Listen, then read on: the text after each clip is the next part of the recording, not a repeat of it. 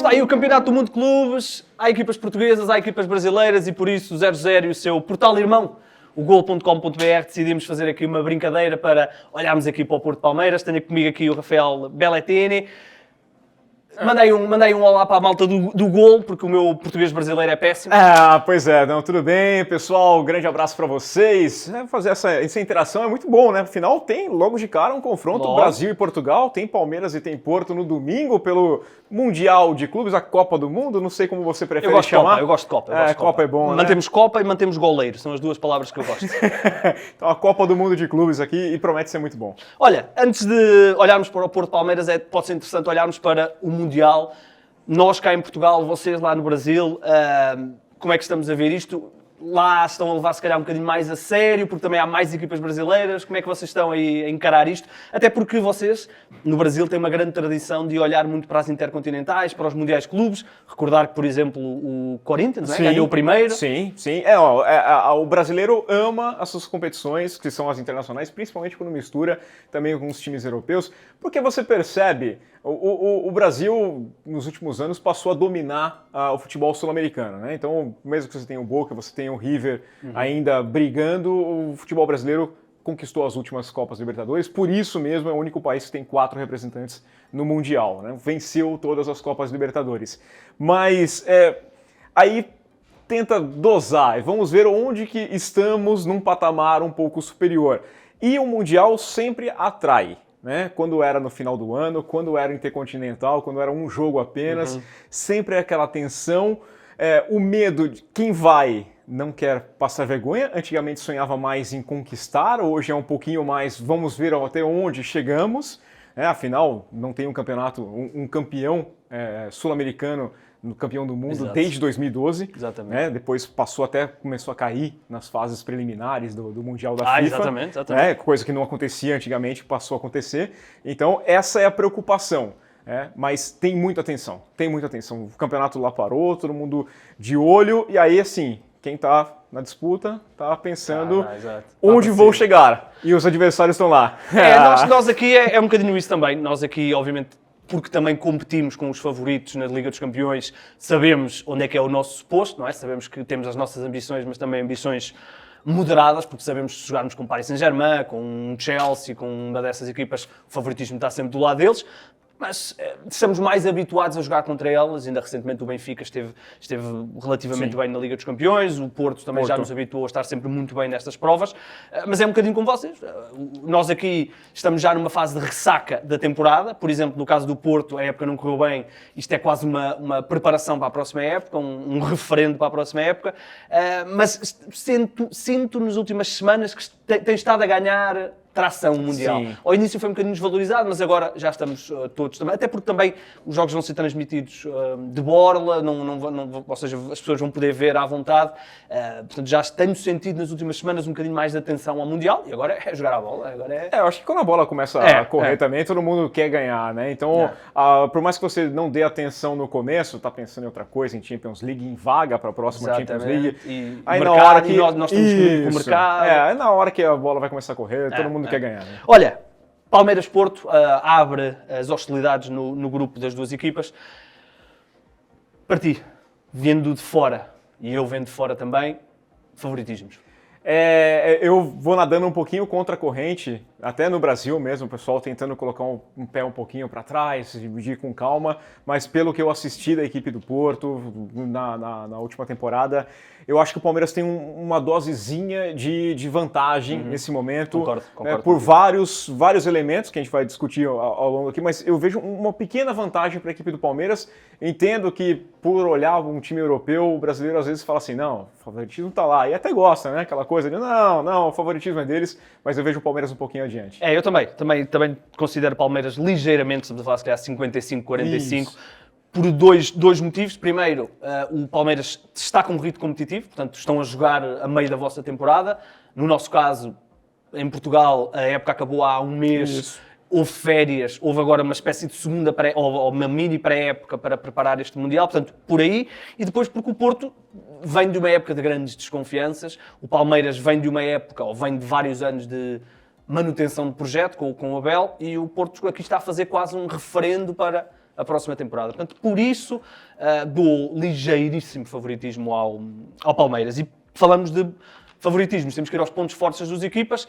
Eu, se calhar, vou-te dar o ponto forte do Futebol Clube do Porto, e vai ser um ponto forte um bocadinho estranho, que é perceber se as ideias de Martin Anselmi já estão implementadas. E quando eu digo ideias, é aquela postura de ter a bola, que vimos a espaços apenas na metade da temporada que ele fez, mas é uma postura que agrada aos jogadores, ter a bola, intensidade, sempre controlo de posse de bola para criar perigo.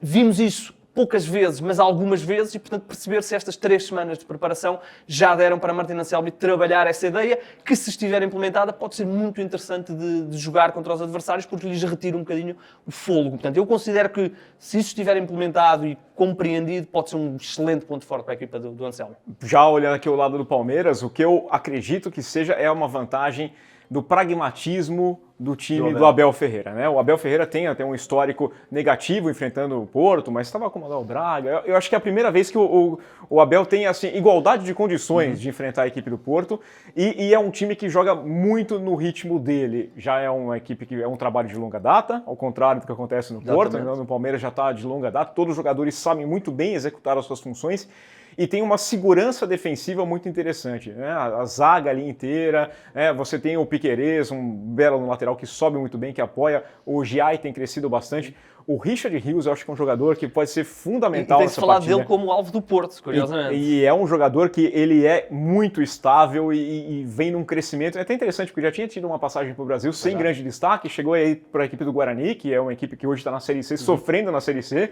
depois cresceu muito bem indo para a equipe do Palmeiras, e vai apostar numa velocidade do Estevão, né? O Estevão é um garoto que tem muito talento, pode ser ali um ponto fraco, porque muitas vezes o Palmeiras confia demais e joga muita responsabilidade para cima do Estevão, e aí uma marcação bem feita acaba fazendo, garoto, né? Vai fazer 18 anos ainda, se assustar, acabar se escondendo um pouquinho na partida, mas eu acho que o Vitor Roque vem encontrando um espaço também, então eu acho que é um time que sabe muito bem executar sua função, e é incrível que é um time intenso e que consegue achar vitórias onde você não imagina.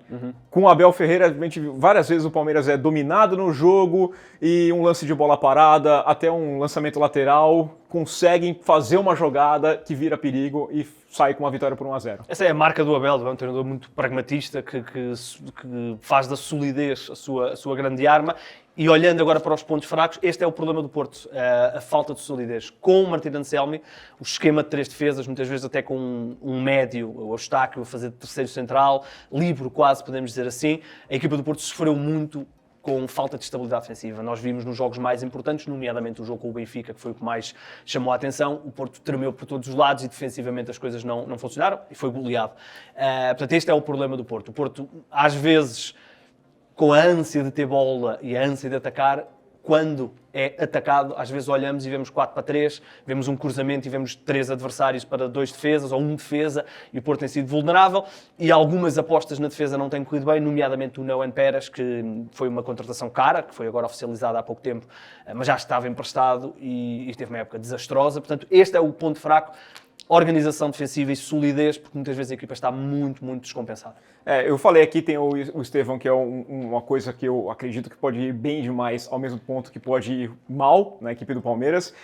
Esse detalhe que fala-se muito de ser o meio da temporada no Brasil e você tá acelerado, eu não coloco tanta como vantagem, porque por mais que a gente fale que é o meio da temporada, é uma temporada muito mais intensa no futebol brasileiro. Primeiro que você tem viagens muito mais longas para fazer um campeonato, você tem que disputar uma Copa Libertadores numa altitude, em voos muito ruins, voos de 5, 6 horas para chegar no lugar, então é uma temporada complicada, e o Palmeiras chega com 35 jogos em 2025.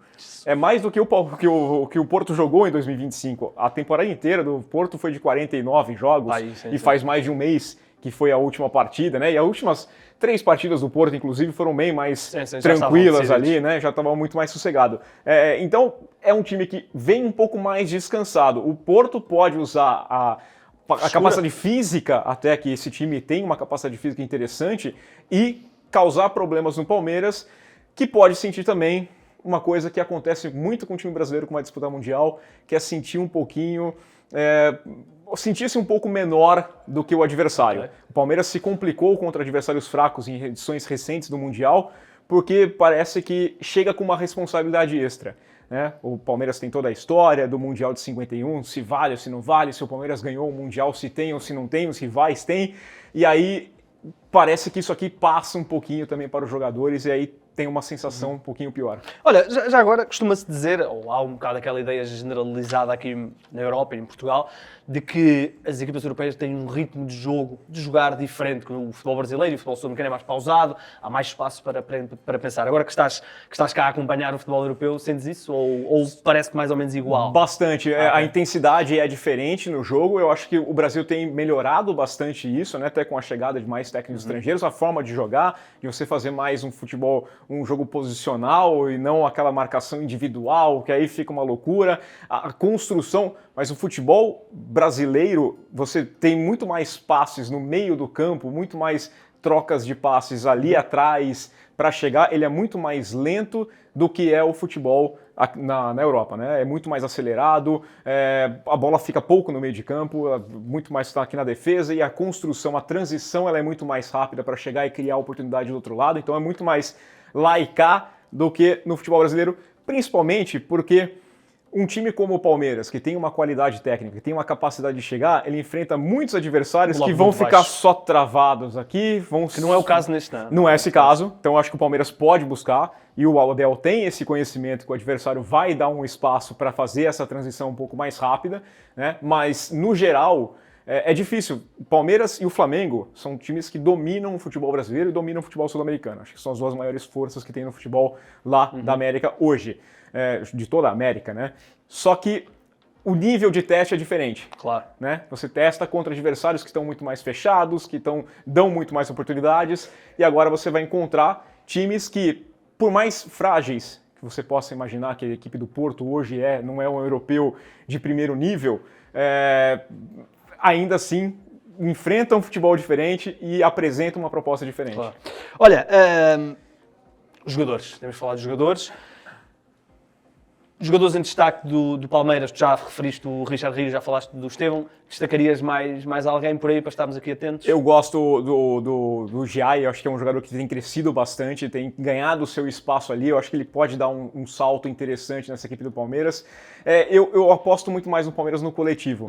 Né? Você tem um Gustavo Gomes na defesa, que é um jogador muito sólido, um jogador muito inteligente também, que é aquele jogador que consegue acalmar o time, né? Passar uma experiência, por mais que não seja um jogador de classe mundial, ele é um jogador que consegue controlar, trazer um ritmo diferente para a equipe do Palmeiras, mas não tem como não destacar o Estevão, né? Porque já está vendido para o Chelsea. Está vendido para o Chelsea, está fazendo a sua última competição com a equipe do Palmeiras. Não fica para o final do ano, vai já sai agora, vai fazer os 18 anos e vai sair. Então já se despediu da torcida do Palmeiras, se despediu fazendo gol ainda no Allianz Parque, e agora vai querer passar aquela boa imagem, né, para se despedir de uma vez. Olha, no lado do Porto, eu vou guardar o Rodrigo Mora mais para daqui a bocadinho. Vou destacar o Gabri Veiga, porque é o reforço para já, o único reforço do Futebol Clube do Porto que já está inscrito. Temos muita curiosidade cá em Portugal para ver o que é que o Gabri Veiga vale. Ele, na altura, quando vai do Celta de Vigo para a Arábia, estava a afirmar-se no futebol espanhol. Foi até muito estranho quando ele vai com 21 ou 22 anos para a Arábia. Estranhámos todos porque é que ele tinha feito esse... Obviamente, percebemos, não é? O mérito percebemos, mas estranhámos a nível competitivo. É o reforço, foi um alvo do Porto já há muito tempo, já desde o mercado de verão, desde o mercado de janeiro do ano passado, deste ano. Portanto, há uma grande curiosidade para ver o que é que o Gabri Veiga vale neste meio-campo do Porto, que está muito necessitado de reforços, não só para o meio-campo, também para a defesa especialmente. E depois, Samu, que foi o melhor marcador da equipa do Porto, que é um avançado que é poderoso, fisicamente é muito, muito diferenciado nesse aspecto. Desde que chegou o Martin Anselmi com um futebol diferente, mais apoiado, onde pedem mais coisas ao Samu, ele tem tido mais dificuldades, mas termina com 25 golos, não estou em erro, ou mais do que isso até. É chamado agora à seleção espanhola, joga na seleção espanhola, portanto, curiosidade também para ver. O outro ponto que eu tinha era jovens, tu já falaste do Estevão, eu vou guardar então o Rodrigo Mora, que é numa época tão dramática para o Futebol Clube do Porto, com tudo o que aconteceu, desde presidente, treinadores, futebol que não correspondeu, houve um ponto brilhante que foi o Rodrigo Mora, que aos 17 anos se afirmou como titular na equipa do Porto, foi chamado à seleção pelo Roberto Martínez, agora ganhou a Liga das Nações, ainda que não tenha jogado, mas é o ponto, este é o momento. E depois destaco aqui mais um jogador que é o Diogo Costa, guarda-redes titular da nossa seleção, que é um guarda-redes com muito mercado, e se calha fazer um Mundial de Clubes num nível extremamente bom, pode aqui haver um maior interesse de tubarões. Não é? Falando até do goleiro também, o Everton é Tá no mesmo... um ótimo goleiro. Eu acho que está bem próximo ali do nível, né? Tem alguns momentos que eu gosto menos do Diego Costa. Eu acho que até que o Palmeiras pode experimentar alguma coisinha a mais, mas eu acho que o Everton também sofre de algumas falhas. Os defeitos e as qualidades dos dois goleiros são muito parecidos.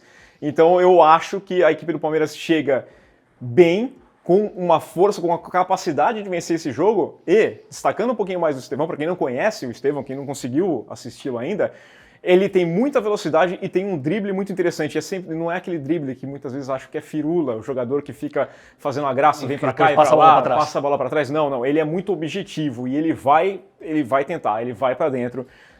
A defesa do Porto tem que prestar atenção, porque ele vai tentar entrar. E se continuar apresentando a lentidão que a defesa do Porto apresentou durante toda a temporada, se entrar na área ali, vai ter algumas situações bastante complicadas. E no caso do Palmeiras é alerta para o Rodrigo Mora. Ele faz uma reta final do campeonato brutal, a marcar golos, o que é muito interessante, porque ele é um médio...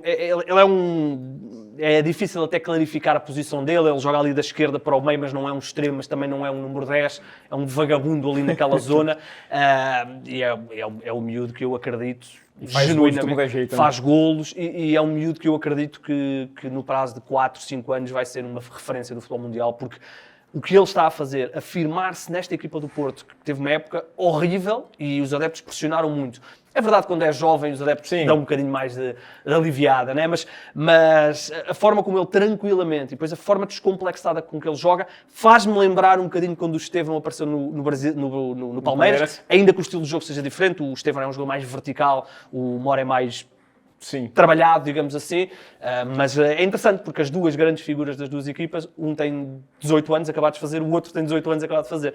Portanto, olha, acho que vai ser bom. Olha, boa sorte para a equipe. Outra coisa muito similar, viu? As duas torcidas. As duas torcidas são muito corneteiras iguais, tá? Torcidas que pegam no pé, a torcida do Palmeiras é corneteira. Tá, ganhar tudo e mesmo assim, olha a cobra. Os adeptos do Foco do Porto, as claques, queixaram-se recentemente de falta de apoio para lá ir. Segundo aquilo que conseguimos saber, estavam vendidos ontem 40 mil bilhetes, o que é um número ótimo. O problema é que o estádio tem 80 mil, portanto vai estar a meia casa. Mas olha, boa sorte para a malta do Brasil lá no Mundial. Vocês têm 4, nós temos 2. Dirias que a probabilidade de uma equipa brasileira e uma equipa portuguesa ganharem o Mundial está igual, não é? É bem que parecer. O Botafogo deu um azar também, caiu no grupo do PSG, do Atlético de Madrid. Então, os times brasileiros estão... A chance é... Acredito que passar de fase é ótimo. Isso, se passar de fase é ótimo, chegar numa quarta de final já dá para fazer uma comemoração enorme. Olha, boa sorte. Obviamente o Mundial de Clubes está no gol.com.br, está no 00 e pronto, e se calhar vamos voltar a conversar mais cedo ou mais tarde. Malta, quem sabe na próxima fase? Quem sabe, um cruzamentozinho porreiro. Malta, boa sorte ao Porto e ao Benfica e à malta do Brasil. E ao Palmeiras, ao Botafogo, ao Flamengo, ao Fluminense, todo mundo. Boa sorte. Grande abraço.